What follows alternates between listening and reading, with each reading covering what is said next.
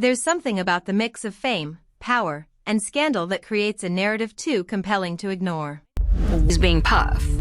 And when it comes to one of hip-hop's most iconic figures, Diddy Combs, the mix of criminal charges, wiretaps, leaked audio, and courtroom battles is almost too perfect for a true crime tale.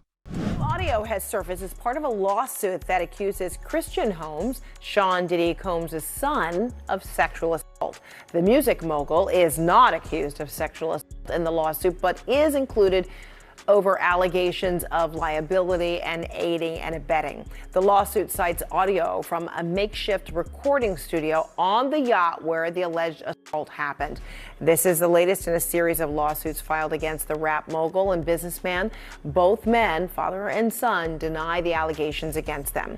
CNN national correspondent Camila Bernal joining me live with details on this. Camila, what more are you learning? Hey, Fred. So in this audio that CNN has listened to, you can specifically hear the accuser who alleges that she was being forced to take this tequila shot that she believed was laced with drugs.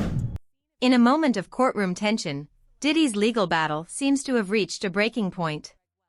And with new audio leaks circulating, we find ourselves asking one question: has Diddy finally cracked? Sources indicate that the 55-year-old rapper experienced a meltdown while incarcerated at the Metropolitan Detention Center in Brooklyn, New York, where he was taken for observation due to mental instability. The music mogul, arrested in September on charges including racketeering, conspiracy, and trafficking, was reportedly hoping to secure bail by now. Spending the holidays behind bars was a nightmare for him, an insider told The Sun, noting that Combs managed to regain composure through meditation and deep breathing, although it took several hours to calm himself. Contrastingly, another source dismissed the meltdown claim, emphasizing that the father of 7 has remained resilient amidst serious allegations. A legal expert highlighted the significant disparity between Combs' previous lavish lifestyle and his current circumstances, stating the stark contrast. On the morning of September 16, 2024, Diddy Combs, one of the giants of the music industry, was arrested on serious charges.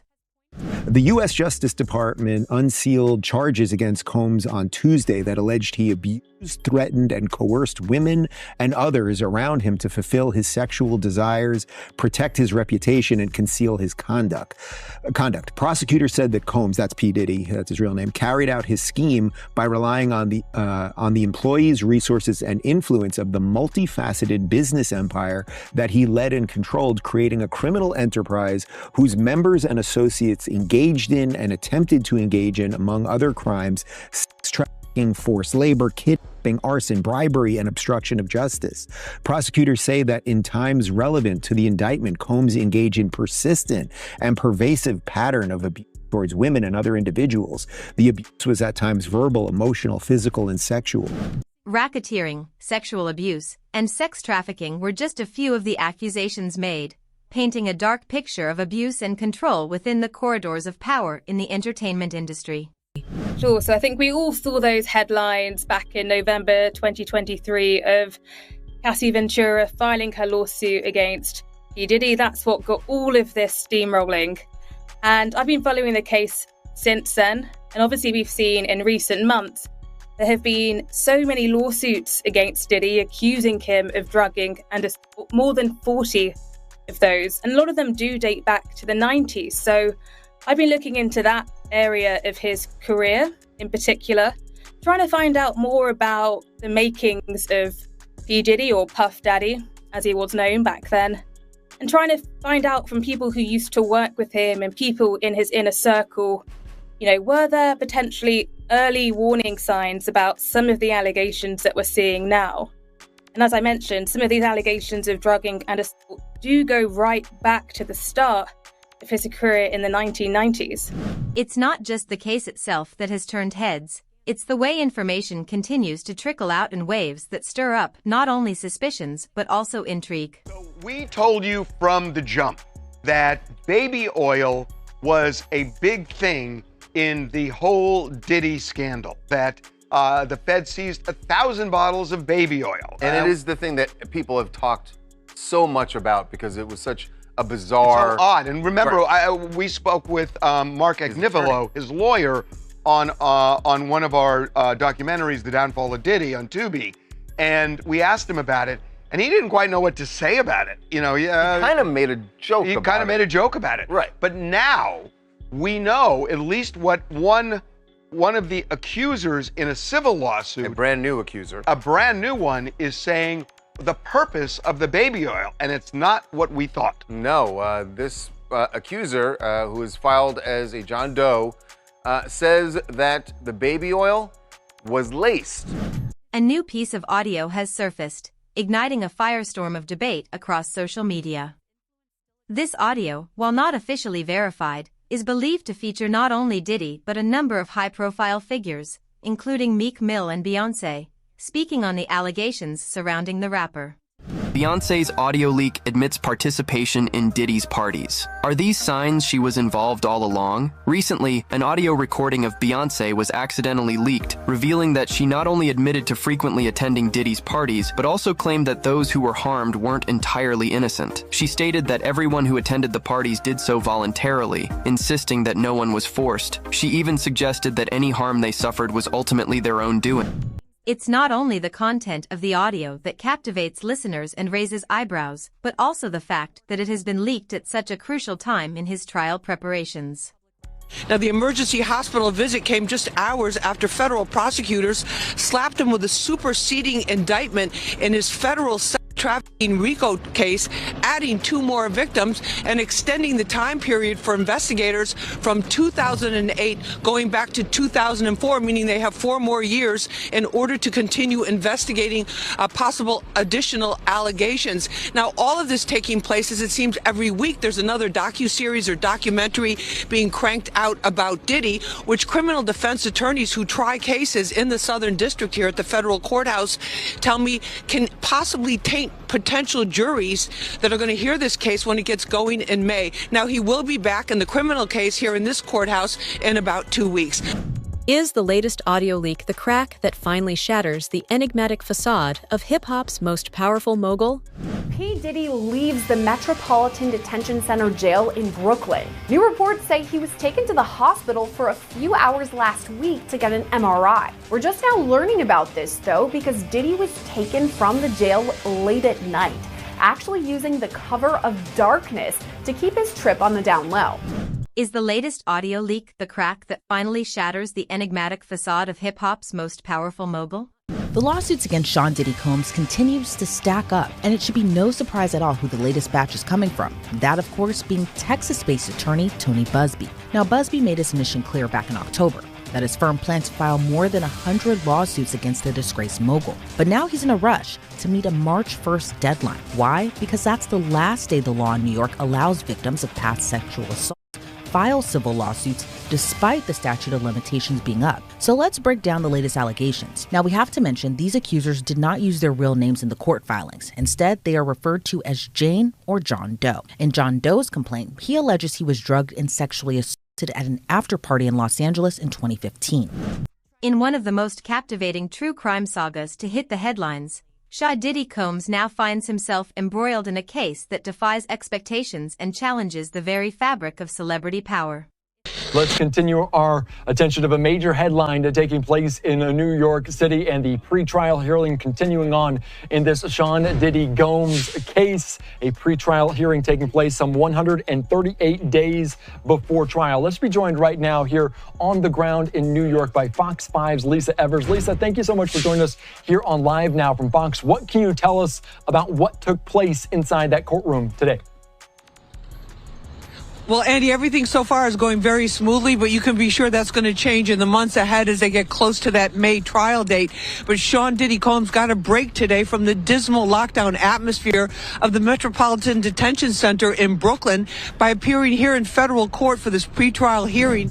The courtroom chaos unfolding in Manhattan's federal court has taken on an almost cinematic quality as each new revelation deepens the mystery surrounding Diddy's legal battles and his once untouchable legacy. Right, so Sean Combs' legal team has just raised, I would say, a new issue, sort of new issue to the court, and we're going to address it right now, and it concerns, of all things, believe it or not, access to a laptop while he's in the Metropolitan Detention Center, the MDC, where he's currently locked up while he's waiting trial next year. And before I even go into the defense's letter, I said it was new, but really, this is an issue that has come up before. You see, Sean Combs' defense lawyers, they have argued that the conditions at the MDC make it incredibly difficult for him to properly review evidence in the case and prepare for trial. And yes, he has a constitutional right to prepare for his trial. But they have been arguing for quite some time that because of the incredible amount of material in this case, you really can't do it without a laptop. He needs a laptop to review everything. I mean, this is a massive case. Although no conviction has been reached, the intensity of the proceedings suggests that the weight of numerous allegations, some dating back 2 decades, is beginning to take a toll on Diddy's composure.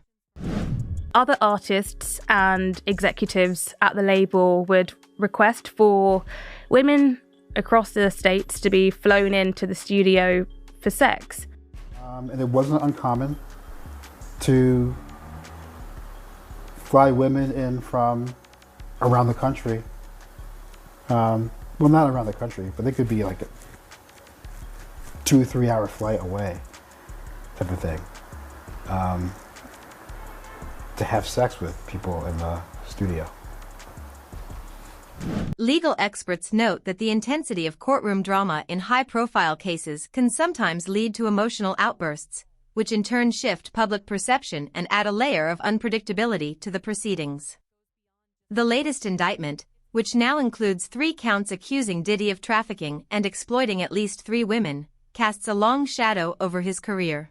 Defendant Sean Combs, a prominent entertainment mogul, exploited his power to sexually, physically, and psychologically abuse plaintiff over more than 5 harrowing years. Combs caused plaintiff's life to spiral into a living Prosecutors nightmare. allege that, through his empire, including his iconic record label Bad Boy Entertainment, Diddy orchestrated what have been dubbed freak-offs, recorded sexual encounters involving the exploitation of women, often with the complicity of male sex workers. First piece that we almost always see in pink or pink cocaine is ketamine, a dissociative drug, something that makes people feel like they're detached from reality. The second component is a psychedelic. Bill Bodner is a former DEA agent. He says despite its name, oftentimes there is no cocaine in the toxic mix of drugs, which includes synthetics like ecstasy, methamphetamine, and benzodiazepines. The drug, also known as 2C, acts as both a stimulant and a depressant. Very, very cheap to make, and they can kind of tailor the drug to what the drug user is looking for, the perceived effects that the drug user is looking for. Allegations further claim that Diddy employed a cocktail of illicit substances, ranging from cocaine and ecstasy to methamphetamine and psychedelic mushrooms, to manipulate and control his victims, offering them promises of career advancement and financial support. Well, I'll tell you that yesterday in court, Sean Diddy Combs showed up smiling. His whole, well, not his whole family, his children, all of his children and his mother who traveled from Florida were there. Oftentimes he would turn around and look at them at the end of the hearing. He was blowing kisses at them and saying thank you. He was comforted by his attorneys.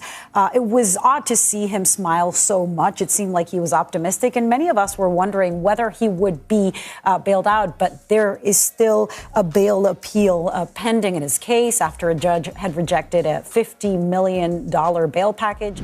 However, the contrast between Diddy's once unassailable public persona and the grave nature of these allegations has created a media frenzy, turning every new development into a spectacle that blurs the lines between legal proceedings and headline-grabbing scandal. Markedly once the epitome of cool composure, he now appears visibly rattled, his responses tinged with emotion as he faces the weight of the charges. I'm going to try and minimize the amount of time he spends in very, very difficult and I believe inhumane housing conditions in the special housing unit of the Metropolitan Detention Facility. And I'm going to do everything that I can to move his case as quickly as possible. Some legal insiders speculate that this emotional unraveling may be a calculated tactic by Diddy's defense to garner public sympathy. Or perhaps it is an authentic reflection of the immense personal toll these allegations have exacted. And he was 19 when he got that job, and he rose to this really senior role as talent director. So that's where he got his start. And Jimmy was basically describing to me how Sean Combs had a bit of a temper. You know, he used the language that Sean Combs acted like a bratty kid in the office. If he didn't get his way, he would bang his hands on the table. He would start yelling like this kind of immature, naive 19-year-old. And, Jimmy was thinking about some of those incidents. And, at the end of our interview, when I spoke with him, he sort of said to me something that many people have been saying. They've been questioning, did I know the real Sean Combs, a man who has constantly reinvented himself over the decades? And he said something really poignant. He said to me, you know what, Rihanna, people can think that Sean Combs is a monster. While some dismiss the recordings as a distraction, others argue that they could be the key to understanding a broader pattern of behavior that has defined Diddy's career for years. A U.S. judge has ruled that the rapper and producer Sean Diddy Combs will stand trial on federal sex trafficking and racketeering charges in May. He'll be held in prison until then. Sean Combs has pleaded not guilty to charges that he used his business empire to transport women and male sex workers across state lines to take part in recorded sexual performances. If convicted, he could face a life sentence. Detained at Brooklyn's Metropolitan Detention Center, Diddy's fate now hinges on the impending trial scheduled for May 5th in Manhattan Federal Court, a proceeding that promises to be a landmark moment in the ongoing debate over accountability in the entertainment industry. Attorney Mark Agnifilo has been unwavering in his stance, asserting that his client is fully committed to fighting the charges and that the evidence presented thus far is a gross misinterpretation of consensual interactions.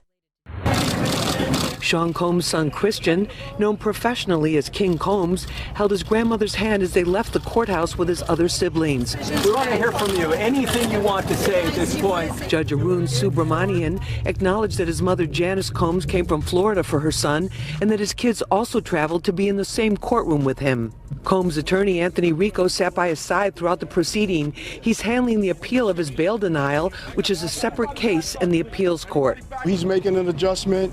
He had his family here today to support him. We really want to put an end to all of the clowning that we see on the internet. This is a serious proceeding with serious consequences. Yet as the trial date looms, the courtroom environment continues to mirror the intensity of a high-stakes drama, where every whispered conversation and every furtive glance becomes fodder for the media and a catalyst for public debate. Since Diddy's arrest in September, many celebrities have been suspiciously quiet. Diddy was connected with almost everyone in the Hollywood elite and the music industry. Almost every celebrity had met him at some point, and many had gone even further, joining his parties and perhaps even his crimes. In this day and age, silence is a celebrity's greatest enemy, and unfortunately many of them are learning this the hard way. Courtroom chaos, in this context, is not merely confined to legal maneuvers. It is a reflection of a broader cultural reckoning where power, celebrity, and accountability collide in a spectacle that captivates millions. The unfolding narrative challenges our perceptions of what it means to be untouchable in an industry where power dynamics are constantly shifting. Analysts predict that every piece of new evidence, every leaked conversation, will be scrutinized under an unforgiving public microscope.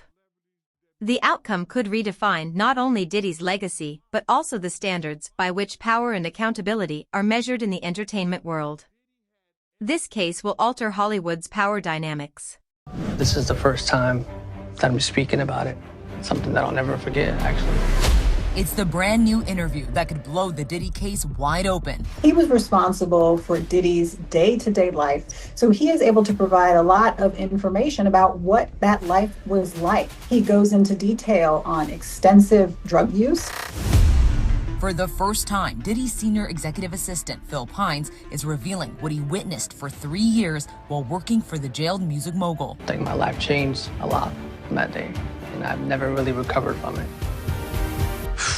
But he says the term freak-offs was new to him. And he also provides a lot of information about what we have come to know as freak-offs, but what Phil says were called Wild King Nights. He gives a lot of information about these group sex parties, what the setup for them required, what the cleanup for them was like, which is one of the most disturbing aspects.